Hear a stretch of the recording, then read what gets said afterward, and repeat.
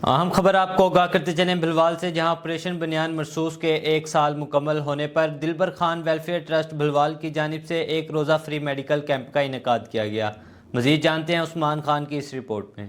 Operation بنیان مرصوص کے 1 سال مکمل ہونے کی خوشی میں دلبر خان ویلفیئر ٹرسٹ بھلوال کی جانب سے دارا عبدالرزاق حیدری بمقام ساز چک سیدہ والا میں ایک روزہ فری میڈیکل کیمپ کا انعقاد کیا گیا۔ اس کیمپ میں عوام الناس کے لیے مفت طبی معائنہ اور مفت ادویات فراہم کی گئیں۔ کیمپ کا باقاعدہ افتتاح چودھری وقار ممتاز کمبوز، سید شمس العباس رضوی، چودھری محمد اکرم، مرزا فیصل اقبال، سید خرم رضا، سید عقیب رضا حیدری اور ڈاکٹر طارق محمود خان کے دستِ مبارک سے کیا گیا۔ علاقہ بھر کے لوگوں نے اس فری میڈیکل کیمپ سے بھرپور استفادہ حاصل کیا اور اس فلاحی اقدام کو بے حد سراہا۔ عوام نے دلبر خان ویلفیئر ٹرسٹ کی خدمات کو زبردست خراج تحسین پیش کیا۔ کیمپ میں مریضوں کا تفصیلی معائنہ کیا گیا اور انہیں مفید طبی مشوروں کے ساتھ مفت ادویات بھی فراہم کی گئی۔ اس موقع پر ڈاکٹر طارق محمود خان، ڈاکٹر محمد عظیم طارق، ڈاکٹر محمد عمیر طارق،